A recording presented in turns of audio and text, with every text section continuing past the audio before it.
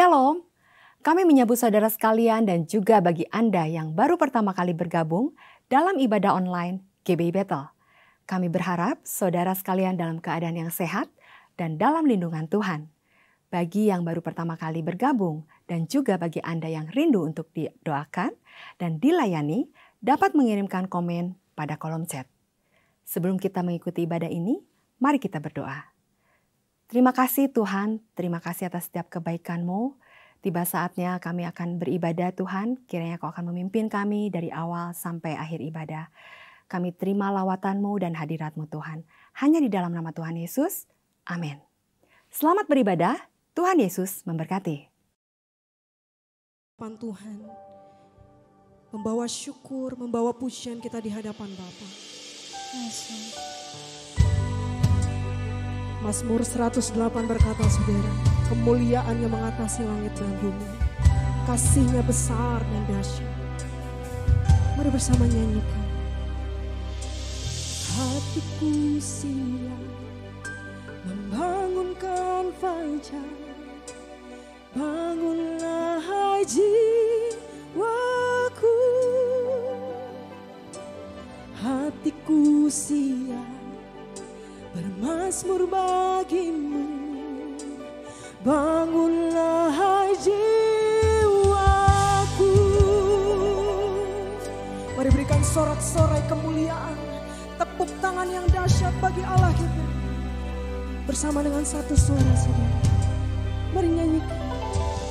Hatiku siap membawa syukurku. Bangunlah hai jiwaku. Hatiku siap menyembah Sang Raja. Bangunlah hai jiwa. Kamu sing bangunlah. Bangunlah hai jiwa. Sekali lagi nyatakan. Bangunlah hai jiwaku. Sebab kasih-Mu besar mengatasi langit.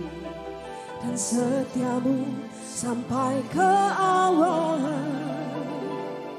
Tinggikanlah diri-Mu mengatasi langit. Dan kemuliaan-Mu mengatasi bumi. Biarlah kemuliaan-Mu, kemuliaan-Mu. Mari nyanyikan.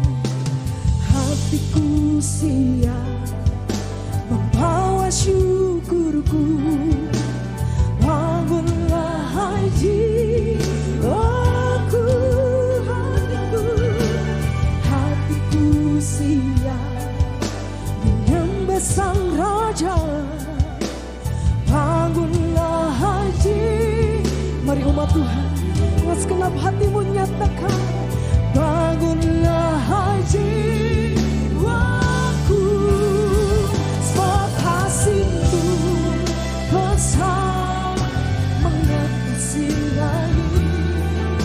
Dan setia-Mu sampai ke awan. Tinggikanlah diri-Mu mengatasi langit. Dan kemuliaan-Mu menyanyikan. Sebab kasih-Mu yang setia-Mu sampai ke awan. Tinggikanlah diri-Mu mengatasi langit. Dan kemuliaan-Mu mengatasi bumi.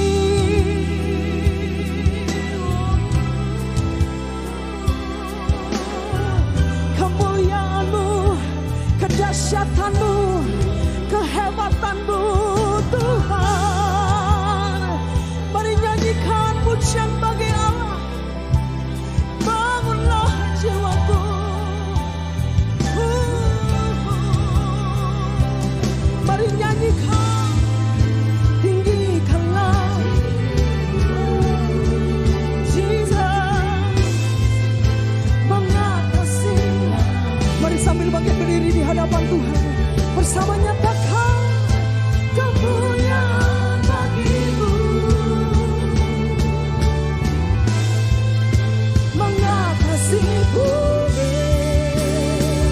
Mari bersama dengan segenap hati, sebab kasih-Mu besar mengatasi langit, dan setia-Mu sampai ke awan. Tinggikanlah diri-Mu mengatasi langit, dan kemuliaan-Mu menyanyikan sebab kasih-Mu besar, kemuliaan-Mu dan setia-Mu sampai ke awan. Tinggikanlah diri-Mu mengatasi langit, dan kemuliaan-Mu. Beri umat Tuhan dengan segenap hati-Mu, dan kemuliaan-Mu, dan kemuliaan-Mu mengatasi bumi.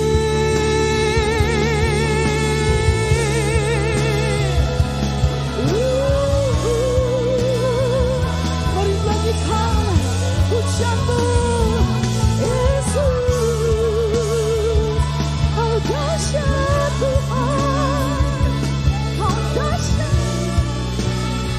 Mari semuanya dunia kemuliaan Ibu. Kami nyanyikan Yesus Tuhan.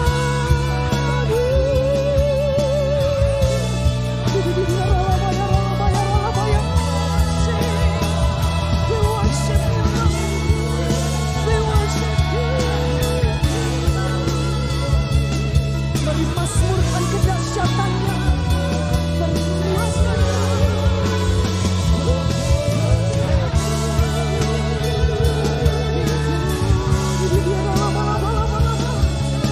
mari sembah Tuhan dengan segenap hati-Mu. Ya, sebab kasih-Mu besar mengatasi langit, dan setia-Mu sampai ke awan. Tinggikanlah diri-Mu mengatasi langit, dan kemuliaan-Mu. Mari jemaat Tuhan, sebab kasih-Mu besar mengatasi langit, dan setia-Mu sampai ke awan. Tinggikanlah diri-Mu mengatasi langit, dan kemuliaan-Mu bersama nyatakan sebab kasih-Mu dan kesetiaan-Mu yang dahsyat. Setia-Mu sampai ke awan. Tinggikanlah diri-Mu mengatasi langit, dan kemuliaan-Mu mengatasi bumi, dan kemuliaan-Mu. Mari bersama nyatakan, dan kemuliaan-Mu, dan kemuliaan-Mu mengatasi bumi.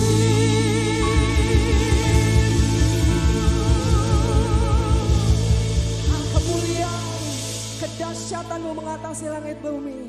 Kami bersuka cita beria-ria di dalam Tuhan. Karena kedahsyatan dan kehebatan Allah kami. Bersama-sama kita yang siap memuji, memuliakan nama Allah. Bersama-sama kita katakan, amin. Haleluya. Ada sukacita pagi siang hari ini, amin. Yang bersukacita boleh lihat tangannya dilambaikan ke atas semuanya. Kasih tepuk tangan yang terbaik buat Tuhan kita sekali lagi, come on. Lebih lagi, come on.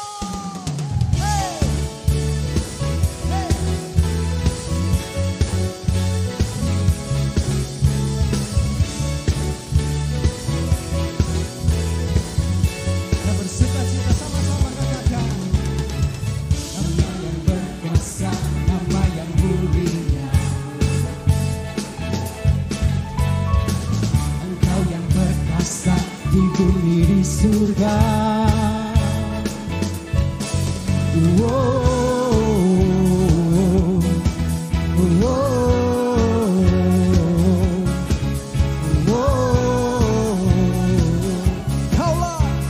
Kaulah pusat segalanya, kekuatanku di dalam-Mu, keagungan-Mu di hidupku, takkan ku ragu. Berseru, Yesus Kristus Tuhan. Katakan kekuatanku di dalam-Mu, keagungan-Mu di hidupku, takkan ku ragu.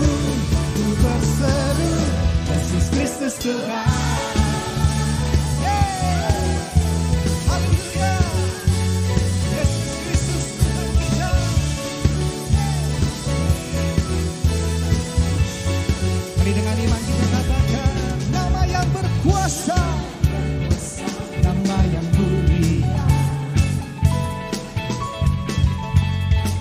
Engkau yang perkasa di bumi di surga.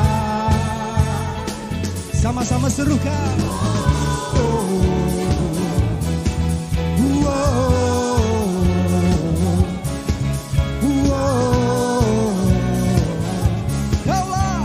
Kaulah pusat segalanya, kekuatanku di dalam-Mu.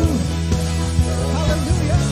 Di hidupku takkan ku ragu, ku berseru Yesus Kristus Tuhan. Kekuatanku di dalam-Mu, keagungan-Mu di hidupku takkan ku ragu, ku berseru Yesus Kristus Tuhan. Haleluya.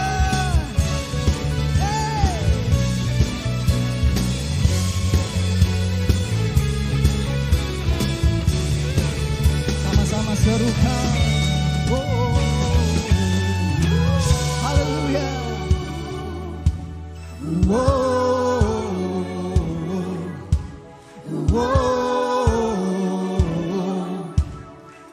Kaulah pusat segalanya, kekuatanku di dalam-Mu, keagungan-Mu di hidupku takkan ku ragu, ku berseru Yesus Kristus Tuhan. Kekuatanku,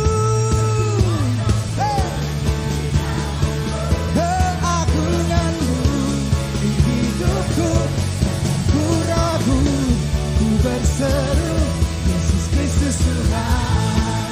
Sekali lagi, kekuatanku di dalam-Mu, keagungan-Mu di hidupku takkan ku ragu, ku berseru Yesus Kristus Tuhan.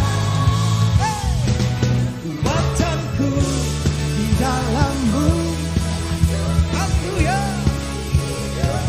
takkan ku ragu, ku berseru Yesus Kristus Tuhan. Yesus Kristus, Yesus Kristus Tuhan. Haleluya. Tepuk tangan yang terbaik buat Tuhan kita. Haleluya. Haleluya. Yang merasakan kebaikan Tuhan, amin. Boleh lambaikan tangan saudara, boleh kasih tos kiri kanannya. Katakan Tuhan Yesus baik dengan senyuman yang terbaik.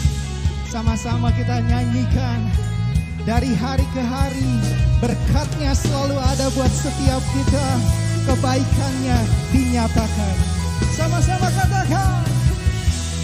Dari hari ke hari tak pernah terbatalkan, bersambut turun atas hidupku.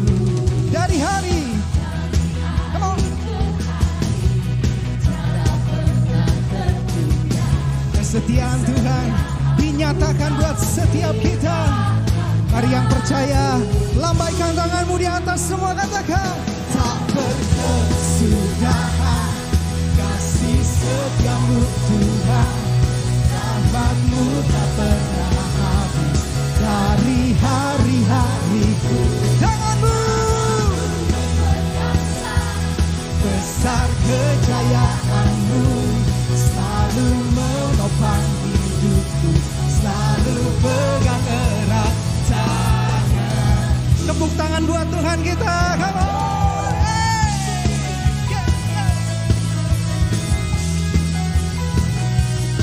Haleluya.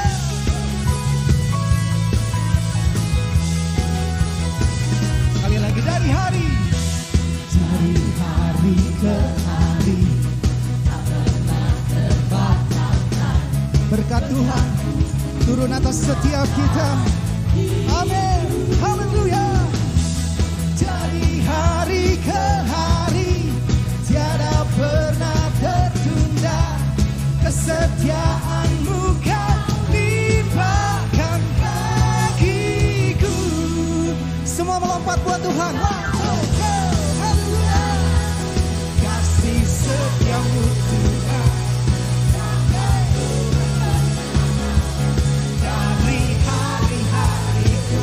Tanganmu Tak perkasa, besar kejayaan-Mu selalu menopang hidupku, selalu pegang erat tangan. haleluya. Yang bersuka cita boleh tepuk tangan di atas kepala semua. Come on.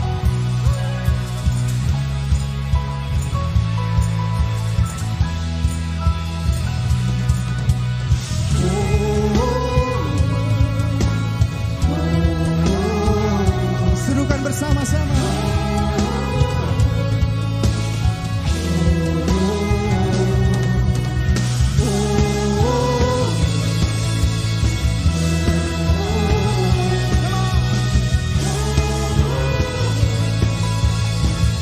Jemaat Tuhan dengan suara yang keras katakan. Tak berkesudahan kasih setia-Mu Tuhan, rahmat-Mu tak pernah habis dari hari-hari. Tanganmu. Haleluya. Selalu menopang hidupku. Kita lompat sama-sama buat Tuhan ya.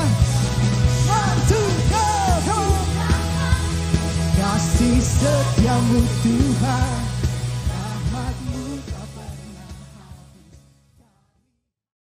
Terima kasih Tuhan atas hadirat-Mu. Melalui pujian penyembahan ini kami dikuatkan. Sebentar kami akan mendengarkan sebagian dari firman-Mu Tuhan. Kau akan memberkati hamba-Mu. Dan kami siap terima lawatan-Mu. Hanya di dalam nama Tuhan Yesus. Amin. Bapak, Ibu, dan Saudara sekalian, sebagai anak-anak Tuhan, kita harus selalu berdoa dan berusaha untuk memiliki hati seperti Tuhan Yesus sendiri. Karena di dalam Filipi 2 ayat yang kelima, firman Tuhan berkata, hendaklah kamu dalam hidupmu bersama menaruh pikiran dan perasaan atau sikap hati yang terdapat juga dalam Kristus Yesus. Pikiran kita harus seperti Kristus, perasaan atau sikap hati kita makin lama harus makin mirip seperti Yesus. Dan ini tidak mungkin terjadi kalau kita mengandalkan kekuatan diri. Ini hanya mungkin terjadi kalau kita lahir baru. Kalau kita penuh dengan Roh Kudus, kalau kita taat setiap hari kepada firman Tuhan. Nah, hati seperti apa yang telah diteladankan Yesus bagi kita. Hari ini saya ingin mengajak saudara melihat Matius 11 ayat 28 dan 29 yang berkata demikian. Marilah kepadaku semua yang letih lesu dan berbeban berat, aku akan memberi kelegaan kepadamu.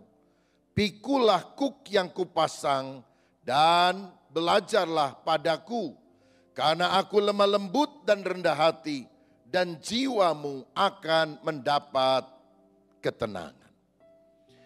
Yang pertama saya melihat di sini bahwa Yesus berkata, belajarlah kepadaku karena aku rendah hati. Saudara, mari kita lihat apa kupasan Alkitab tentang kerendahan hati Yesus. Apakah orang yang kalau ngomong selalu menunduk kita bilang seperti Yesus? Apakah kalau jalan sambil permisi seperti Yesus? Apa seperti itu yang dimaksudkan dengan kerendahan hati Yesus? Kita melihat di dalam Filipi 2 ayat 6 sampai 8 firman yang berbunyi demikian. Yesus yang walaupun dalam rupa Allah tidak menganggap kesetaraan dengan Allah itu sebagai milik yang harus dipertahankan, melainkan telah mengosongkan dirinya sendiri dan mengambil rupa seorang hamba dan menjadi sama dengan manusia. Dan dalam keadaan sebagai manusia, ia telah merendahkan dirinya dan taat sampai mati, bahkan sampai mati di kayu salib. Saya mau kupas dulu secara teologis, saudara.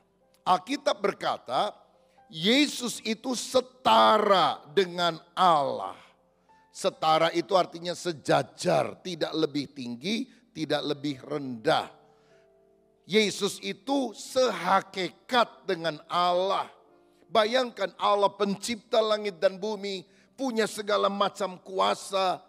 Itu semuanya ada di dalam Yesus karena Yesus adalah Yahweh. Yesus adalah Allah. Dia setara dengan Bapa, dia setara dengan Roh Kudus.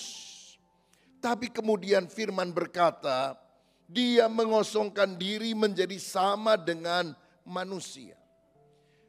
Di dalam kekekalan dia setara dengan Bapa, dengan Roh Kudus. Tapi waktu dia datang ke dalam dunia, dia adalah pelaksana tugas, pembawa misi Allah ke atas muka bumi untuk menyelamatkan manusia.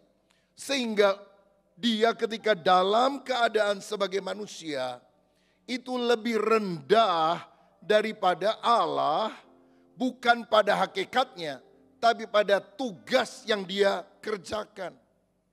Sehingga dia berkata, Bapakku yang mengutus aku lebih besar daripada aku. Sekarang ada orang yang mengajarkan, Bapa itu Allah besar, Yesus itu Allah kecil. Bapa itu major God, Yesus itu minor God. Saya nggak percaya ajaran itu. Yesus itu setara, kata firman Tuhan. Tapi waktu dia membawa misi keselamatan untuk dunia, dia taat kepada Bapa sampai mati dia taat. Karena apa? Dia adalah utusan Tuhan, dia pesuruh Tuhan. Dia melakukan itu karena ketaatan atas perintah Bapaknya. Saya ambil contoh, Pak Jokowi sama saya dan saudara hakikatnya sama atau tidak? Sama, sama-sama manusia. Tapi tugasnya, fungsinya sama atau tidak? Tidak. Beliau presiden, kita rakyat. Kalau saudara sama gajah, sehakikat atau tidak? Sama atau tidak? Tidak. Gajah lebih rendah daripada manusia. Tapi sebagai manusia, saya, saudara, Pak Jokowi itu sehakikat, sederajat, setara. Tapi ketika dalam pemerintahan, beliau lebih tinggi. Kita adalah rakyat. Begitu juga Bapa sebagai pengutus lebih tinggi daripada Yesus. Bayangkan Yesus yang setara itu dengan rendah hati mau berkata, aku mau taat kepada perintahmu. Kamu harus datang ke dunia menyelamatkan. Siap. Caranya mesti mati di salib. Siap. Kalau boleh jangan itu Bapa. Tapi bukan kehendakku. Kehendakmu yang jadi. Itu kan taat benar saudara. Karena dia merendahkan diri sampai mati di kayu salib. Dikatakan walaupun dia setara dengan Allah tapi mengosongkan diri dan menjadi sama dengan manusia. Yesus adalah Allah yang jadi manusia. Istilah yang sering kita dengar, menjelma menjadi manusia. Tapi pahami, menjelma di sini bukan seperti ilustrasi ini. Saya manusia ingin dapat harta banyak melalui black magic, maka saya berubah jadi babi ngepet. Manusia menjelma menjadi babi ngepet. Maka ketika saya menjadi babi ngepet tidak ada unsur manusianya. Ketika babi ngepet kembali kepada manusia, saya 100% manusia, tidak ada unsur babi ngepetnya.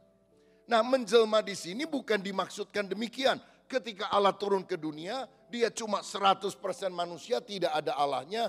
Waktu dia kembali kepada kekekalan, dia 100% Allah, tidak ada manusianya.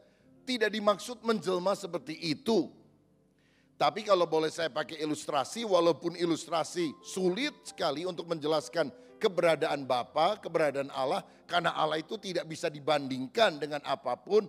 Tetapi supaya kita lebih ngerti lah. Karena kita kan kebanyakan bukan teolog, jemaat awam. Ya pakai contoh bodoh-bodohan begitu saudara. Ada raja kaya raya ingin memberkati rakyatnya. Tapi dicari mana yang paling tulus hatinya. Lalu malam-malam dia berpakaian seperti pengemis compang-camping, bawa buntelan butut jelek. Lalu dia keliling di kotanya, mengetuk pintu rumah daripada menteri-menterinya yang setiap hari menghormati dia. Tapi kemudian kelihatan watak aslinya.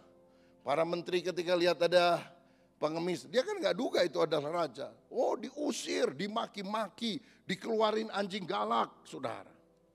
Sampai akhirnya dia ketemu seorang anak kecil dan berkata, kakek lapar ya, kakek haus ya, ini kakek ada makanan, kakek ada minuman. Tadi saya dikasih uang jajan sama papa tapi saya belum pakai, udah buat kakek aja. Raja pulang ke istana dan besok dia bilang kepada panglimanya, tangkap itu seluruh menteri-menteri yang menolak aku. Tapi beri upah pahala kepada anak gadis yang baik hati yang menolong aku. Saudara-saudara, Allah yang mulia telah menghampakan diri, dia menyelubungi kemuliaannya dengan kemanusiaan yang terbatas. Kenapa Allah harus jadi manusia? Karena yang mau ditolong adalah manusia. Nah saudara-saudara, masalahnya manusia yang mau ditolong ini adalah manusia yang jatuh dalam dosa. Dan Alkitab berkata upah dosa adalah maut. Sehingga aturan permainan, rule of the game, semua manusia harus masuk neraka. Sebetulnya Allah itu kan maha kuasa, dia bisa bilang gini aja, udah gak jadi masuk neraka, saya masukin semuanya ke surga, beres. Semudah membalik telapak tangan. Tapi setan pendakwa akan bilang, Tuhan engkau tidak adil, engkau tidak ikuti aturan permainannya. Enggak taat pada rule of the game, bahwa orang berdosa mesti masuk neraka. Ini kan manusia berdosa semuanya, kenapa dimasuki surga? Enggak ada dong Tuhan, mentang-mentang berkuasa. Tuhan tidak mau melanggar aturan yang dia buat. Karena itu untuk menyelamatkan manusia, Allah 100% datang ke dalam dunia, dia menambahkan sifat kemanusiaannya. Sehingga dia Allah sejati tapi juga sekaligus manusia sejati. Kenapa Allah harus jadi manusia? Karena manusia itu bisa sakit, bisa lemah, bisa lapar, bisa haus, dan paling penting bisa mati. Allah kan gak bisa mati, saudara. Nah untuk mati menyelamatkan manusia karena dosanya, maka Allah harus mati. Gimana caranya? Dia menambahkan sifat kemanusiaan. Sehingga kita berkata dalam keadaannya sebagai manusia, Yesus mati di kayu salib. Allah gak bisa mati. Jadi jangan tanya, waktu Yesus mati, yang pelihara alam semesta siapa? Karena Bapa tidak ikut mati, Roh Kudus tidak ikut mati. Inilah misteri Allah Tritunggal, satu hakikat tapi tiga pribadi yang bisa dibedakan tapi tidak bisa dipisahkan. Kenapa Yesus harus jadi manusia? Kenapa Allah harus jadi manusia? Dalam Yesus. Karena manusia bisa mati dan Yesus mati. Tapi pada hari ketiga, karena dia Allah, dia bangkit. Dia mati, dia bangkit. Karena dia 100% manusia yang bisa mati, 100% Allah yang bisa bangkit dari antara orang mati. Jadi waktu dia datang ke dunia, saudara-saudara, dia itu mengosongkan diri, merendahkan diri, taat sampai mati di kayu salib. Orang kalau mati, mintanya mati terhormat lah. Tuhan kalau boleh saya matinya di ranjang lagi tidur. Ada banyak pendeta doanya gini, Tuhan kalau boleh saya matinya waktu khotbah. Ada yang minta saya kalau mati disalib. Atau di tiang gantungan, gak akan ada orang yang mau. Tapi Yesus merendahkan diri untuk menyelamatkan kita dan saudara. Dia gak pilih yang enak-enak. Oh luar biasa hati Tuhan Yesus. Dia mati untuk menyelamatkan kita umat manusia. Jadi waktu Yesus datang ke dunia, dia tidak mengosongkan kealahannya. Dia tetap Allah 100%. Dia meninggalkan apa? Kemuliaannya. Karena dia pemilik sorga. Mau lahir di kandang hina. Bayangkan, kalau saudara bertamu, ada undangan misalnya, seminar kah atau rapat atau diundang oleh perusahaan tertentu, saudara harus presentasi. Saudara dikasih hotel jelek banget yang bau, banyak nyamuknya, banyak kecoaknya.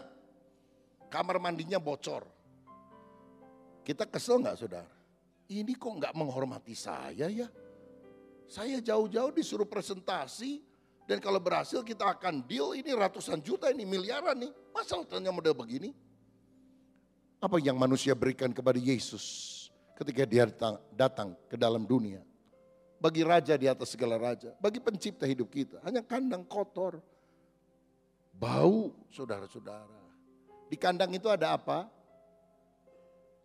Ada guru tanya sama anak sekolah minggu. Di kandang ada apa nak? Ada binatang bu guru, apa saja. Ada domba, ada apa lagi yang lain nyaut. Ada kambing, ada kerbau. Satu anak kecil bilang, ada tai katanya.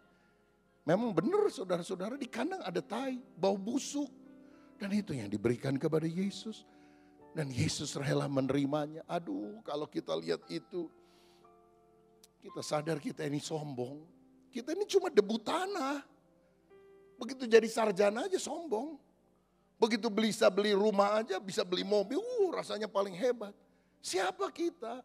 Diangkat jabatannya aja, rasa diri penguasa alam semesta. Cuma debu tanah, habis mati.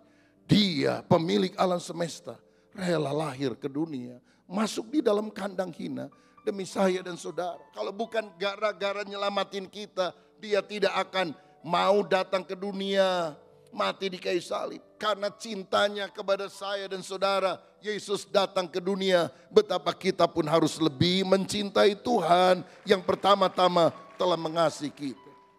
Kalau Yesus tidak rendah hati, dia tidak mungkin mau datang ke dunia. Tapi lihat, jalan ke atas adalah ke bawah. Kalau engkau ingin dipromosikan oleh Tuhan, rendahkan hatimu. Karena tangan Tuhan akan mengangkat engkau pada waktunya. Saya percaya promosi itu berasal dari Tuhan. Engkau boleh punya strategi, rencana. Engkau mungkin punya target dalam penjualan, dalam usaha pekerjaan. Kalau engkau tidak mengandalkan Allah, gagal semuanya. Kegagalan dalam banyak aspek kehidupan kita sebetulnya disebabkan oleh satu saja kegagalan kita. Kita gagal mengandalkan Allah. Dan kalau kita gagal mengandalkan Allah, kita gagal dalam segala aspek kehidupan kita. Makanya dengan rendah hati kita harus berkata, Tuhan, aku mau hidup mengandalkan Engkau, mengutamakan Engkau. Tuhan yang akan mempromosikan saudara. Orang berusaha menekan, menjegal, menjatuhkan. Cukup satu tangan Yesus mengangkat saudara ke atas. Dan engkau akan tetap naik. Engkau tidak akan turun. Engkau akan jadi kepala. Engkau tidak akan jadi ekor. Karena Yesus merendahkan diri, Allah mengaruniakan nama di atas segala nama. Yang dalam nama Yesus setiap lutut akan bertelut. Semua lidah akan mengaku bahwa Yesus adalah Tuhan. Yakobus 4 ayat 6 berkata, Allah menentang orang yang congkak, tapi mengasihani orang yang rendah hati. Mau jadi musuhnya Allah gampang, sombong aja saudara. Tuhan itu paling sebel sama orang sombong. Lucifer itu malaikat yang melayani Tuhan, sombong, jadi iblis. Berkat selalu mengalir dari tempat tinggi ke tempat yang rendah. Seperti air yang mengalir dari tempat tinggi ke tempat yang rendah. Biar hati kita terbuka sebagai bejana yang rendah hati. Supaya aliran air surgawi berkat Allah mengalir dalam kehidupan kita. Siapa yang mau berkata, Tuhan, jamah hatiku agar aku tidak sombong, tapi aku rendah hati di hadapan Tuhan. Siapa yang mau berikan kemuliaan untuk Tuhan kita? Lihat Yesus pada waktu murid bertengkar satu dengan yang lain, siapa yang bisa dianggap yang terbesar? Yesus rela mencuci kaki mereka. Itu perendahan diri yang luar biasa. Kaki itu bagian yang kita anggap remeh. Selalu nginjak tanah, lantai, jalanan yang kotor. Yesus rela mencuci kaki. Saya melihat beberapa ciri orang yang rendah hati. Orang yang rendah hati itu menyadari keterbatasan diri lalu mengandalkan Allah. Kalau kita sukses, berhasil, diberkati, berkat Tuhan, bukan kita. Kita hanya dapat anugerah dari Tuhan. Bukan karena kita lebih baik dari orang lain, anugerah Tuhan. Kalau engkau lebih diberkati dari saudara-saudaramu, adik kakakmu, bukan karena engkau lebih hebat. Tuhan mengasihi saudara. Itu adalah kedaulatan Tuhan, pilihan kasih karunia. Tentu kita harus melakukan bagian kita yang terbaik. Tapi akhirnya kita sadar bahwa Tuhan yang memberkati kita. Orang yang rendah hati mendahulukan orang lain. Menganggap yang lain lebih utama. Orang yang rendah hati menjadi pendengar yang baik. Ketika orang bicara, kita mau mendengarkan. Mendengar suami, mendengar istri. Jangan ketika istri baru ngomong, udahlah. Lalu disela, lalu dipotong. Karena kita menganggap remeh pasangan hidup kita. Orang yang rendah hati ingin selalu belajar.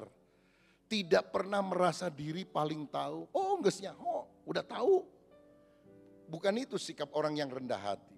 Tapi dia ingin selalu belajar. Bahkan dari orang yang dirasa kedudukan sosialnya lebih rendah daripada dia. Tapi dia tidak mau menganggap orang itu rendah. Dan orang yang rendah hati akan disukai oleh sesama manusia. Kiranya Tuhan menganugerahkan kepada kita hati yang rendah.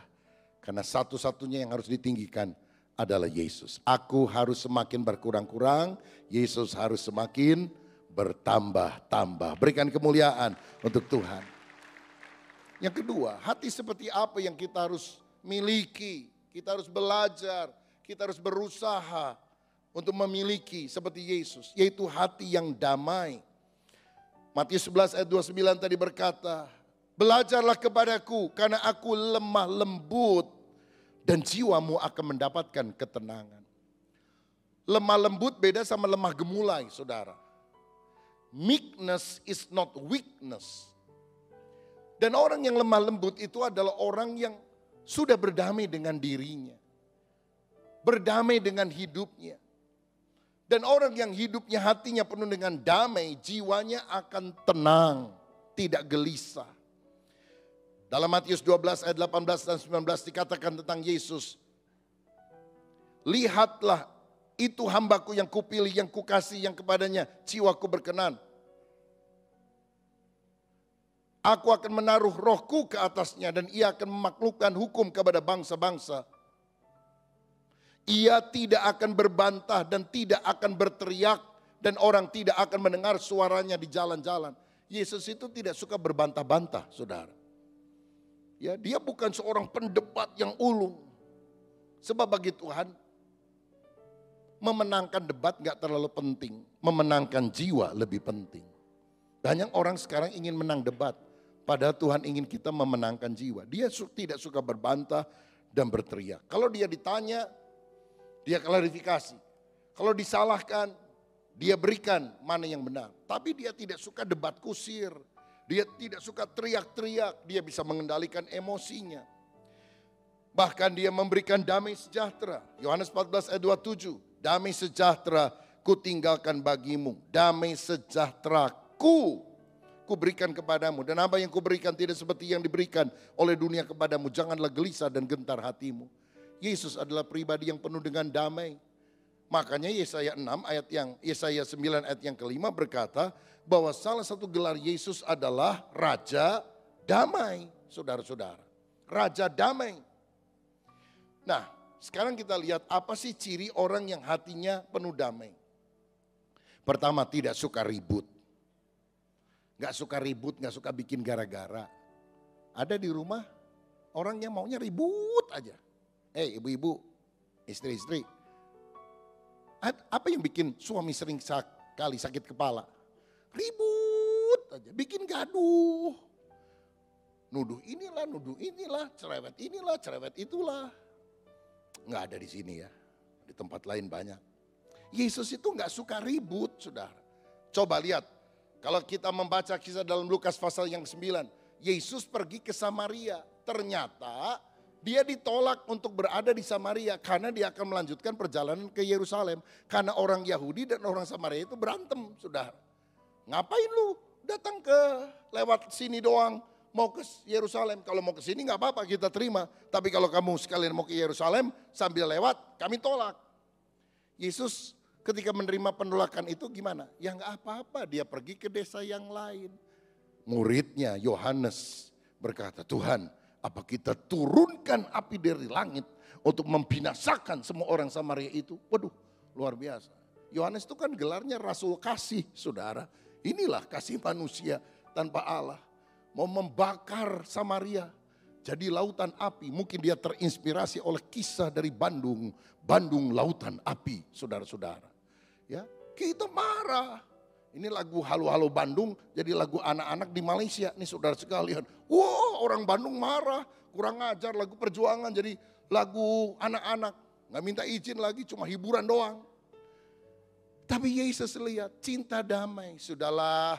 Kita kalau ditolak ya udah cari tempat lain yang mau menerima kita. Saya melihat sikap yang sama dari Abraham. Lot itu kan ponakannya yang diajak. Lot jadi kaya raya gara-gara dibawa oleh Abraham. Tapi waktu gembala mereka bertengkar, rebutan lahan, Abraham bilang, sudahlah Lot, malu kita saudara, masa berantem? Kamu pilih kanan, aku pilih kiri, kamu pilih kiri, kamu pilih kanan. Sok duluan, yang mana? Mestinya kan Lot bilang, Abraham engkau kan om saya, kamu yang ngajak saya. Om dulu dong yang pilih, baru sisanya saya. Tapi dasar Lot ini serakah, kebetulan yang dipilih semua yang subur dekat Sodom dan Gomora. Alkitab bilang itu suburnya seperti taman Tuhan. Yang disisakan apa yang jelek, saudara. Tapi Abraham ngalah tuh. Dan waktu Lot pergi, Tuhan bilang gini, Abraham sekarang kau lihat. Ke timur, ke barat, ke utara, ke selatan. Artinya apa? Mesti muter kan saudara. Timur, barat, utara, selatan akhirnya muter. Ya Tuhan udah muter kenapa? Semua yang kau lihat dengan matamu akan kuberikan kepadamu. Itu kan termasuk apa yang dilihat oleh Lot saudara. Jadi gini, orang yang penuh damai, yang rela mengalah, Tuhan yang akan jadi pembela kita. Kalau engkau bela diri, Tuhan angkat tangan. Engkau berkata engkau yang jadi pembela aku. Ya udah gak apa-apa ngalah. Kelihatannya rugi. Tapi ada berkat yang lebih besar yang Tuhan akan sediakan bagi saudara. Bagi orang yang cinta damai, yang rela mengalah. Ada yang lagi bertengkar soal harta warisan. Mengapa engkau tidak rela mengalah kepada saudaramu? Karena engkau tahu bahwa sumbernya bukan dari sana. Sumber berkatnya dari Tuhan. Dan Tuhan akan memberkati orang yang cinta damai. Itu sifat daripada Yesus, tidak suka ribut. Yang kedua, memilih pengampunan bukan penghakiman. Ketika wanita berzina harus dirajam batu sampai mati. Yesus pilih apa? Mengampuni wanita itu. Intinya dia bilang gini, memang orang berdosa harus dihukum mati. Tapi aku deh yang nanggung dosanya. Kamu bebas karena aku yang akan menanggung dosamu di atas kayu salib. Dia tidak kompromi, dia tidak menganggap remeh dosa. Dia harus membayar hukuman dosa. Dan itu sebabnya wanita ini saya yakin pasti berubah, bertobat. Karena dia diberi second chance, kesempatan kedua untuk memperbaiki diri. Orang yang menghinanya di kayu salib, Tuhan bisa marah kan? Dan dia teriak, mati kamu semua. Bisa atau tidak? Janganlah terlalu kejam. Jadi kodok. Semua jadi kodok, bisa enggak? kuasa. Tapi dia tidak lakukan itu. Dia berkata, Bapa ampunilah mereka. Mereka tidak tahu apa yang mereka perbuat. Balas yang jahat dengan yang baik. Kalau ada orang menyalahpahami saudara, klarifikasi, jelaskan. Tapi nggak usah mendendam. Karena kita punya hati yang cinta damai. Amin saudara. Yang terakhir dengan cepat, Kristus juga adalah orang yang punya hati yang memberi. Matius 11 ayat 28 berkata, marilah kepadaku, aku akan memberi kelegaan kepadamu. Yesus itu generous, suka memberi. Bukan cuma kasih duit loh saudara. Kasih perhatian, kasih waktunya, kasih hidupnya. Bahkan kasih kelegaan, sukacita, damai sejahtera, berkat rohani kepada kita. Yesus adalah pribadi yang suka memberi pertolongan kepada orang lain. Orang yang sakit dia sembuhkan.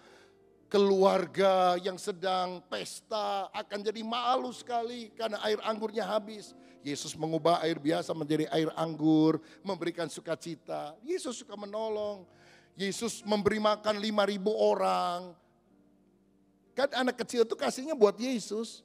Yesus bilang, biarinlah yang lain pada kelaparan, saya makan sendiri. Apa gitu? Kan enggak. Dia roba 5 roti 2 ikan mengenyangkan 5.000 orang. Yesus itu generous, suka memberi. Dan Yesus itu suka neraktir orang. Saudara, saya bacakan ayatnya ya. Matius 17 ayat 27, dengarkan baik-baik. Bagi saudara yang kalau diajak teman ke restoran suka selalu bilang ketinggalan dompet, perhatikan ayat ini. Yang suka bilang dompet sih ke bawah tapi uang saya selalu pakai kredit card, jadi uang cash tidak bawa, jadi kamu dulu lah yang bayar begitu ya.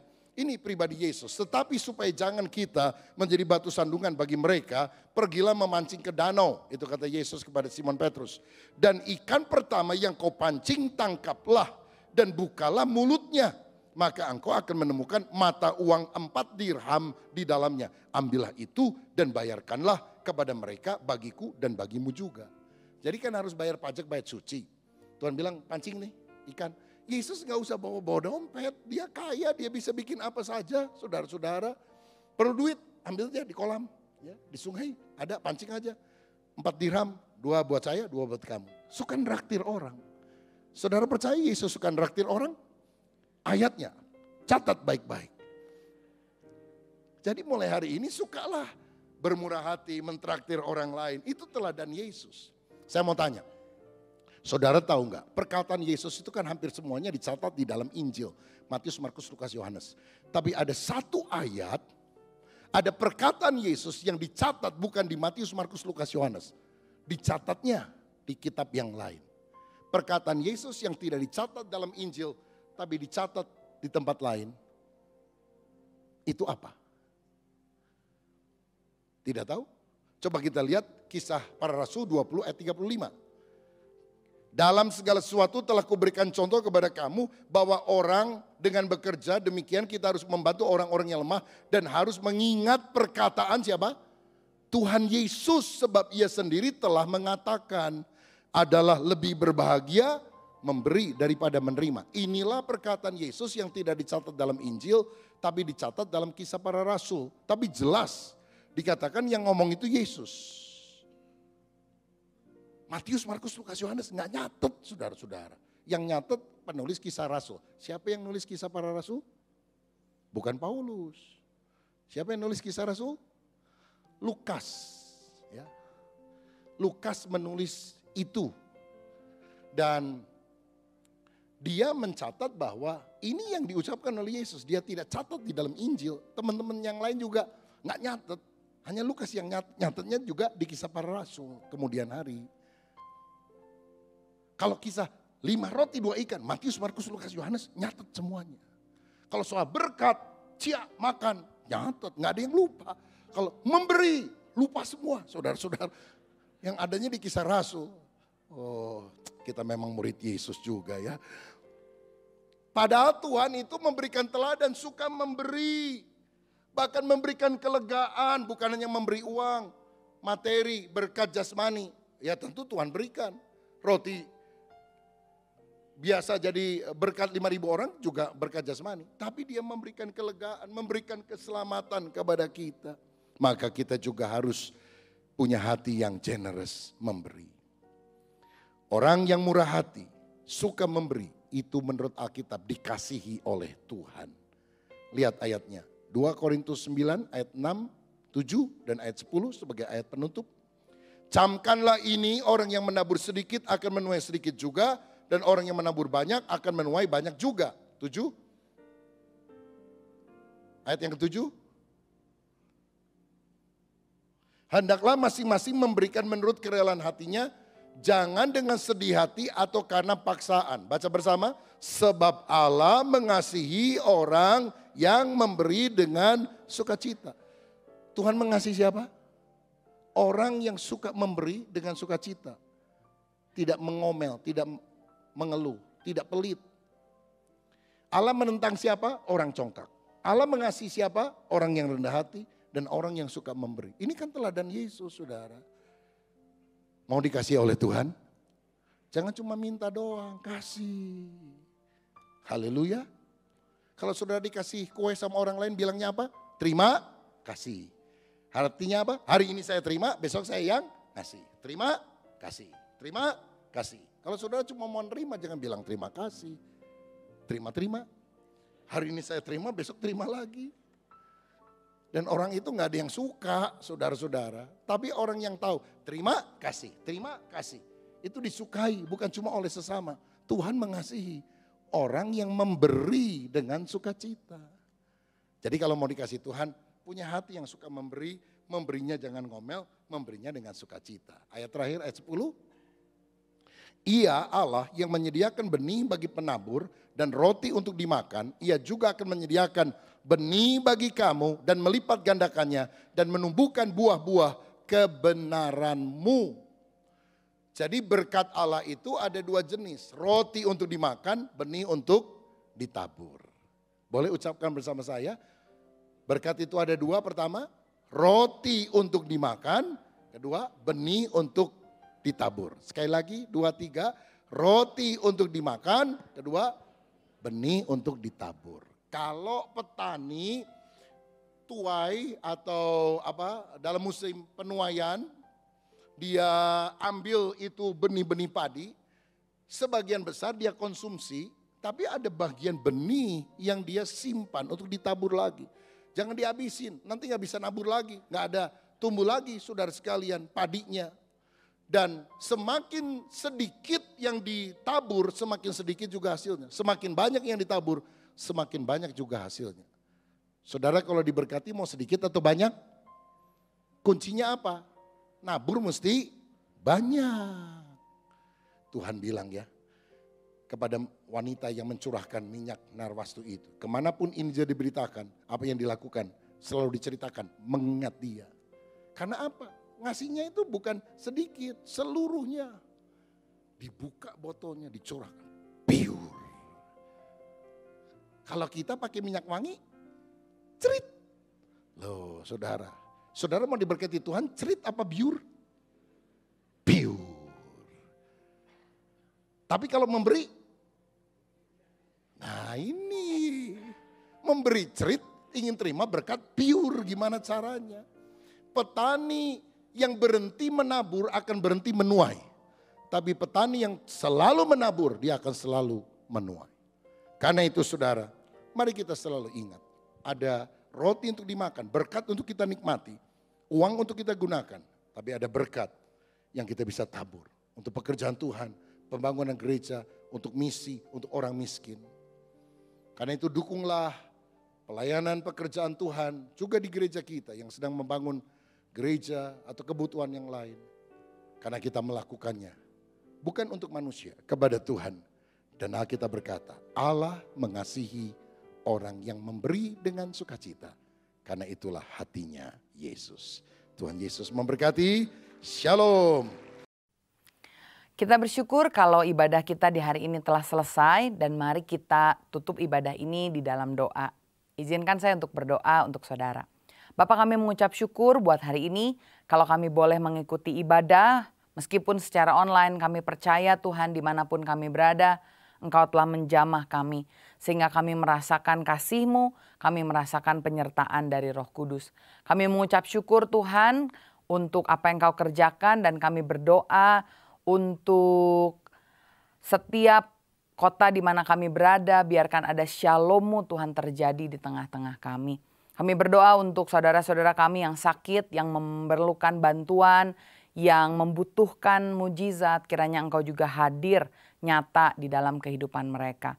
Biarkan iman kami tetap teguh kepada Tuhan Yesus, dan kami percaya saat kami menomorsatukan Tuhan, semuanya Tuhan akan lakukan, dan kami akan terus memuliakan nama Tuhan. Terima kasih Bapa, kami mau terima berkat yang daripada Engkau. Terimalah saudara berkat dari Allah Bapa, kasih sayang dari putranya yang tunggal Tuhan Yesus Kristus, dan persekutuan dengan Roh Kudus yang menyertai kita mulai dari hari ini sampai selama-lamanya. Amin. Saudara, kalau saudara terberkati dengan ibadah ini, saya mau mengajak saudara untuk men-sharingkan link dari ibadah ini kepada teman-teman kita. Dan jangan lupa untuk like, juga subscribe sehingga saudara bisa mengikuti setiap program dan ibadah dari YouTube channel ini. Tuhan Yesus memberkati.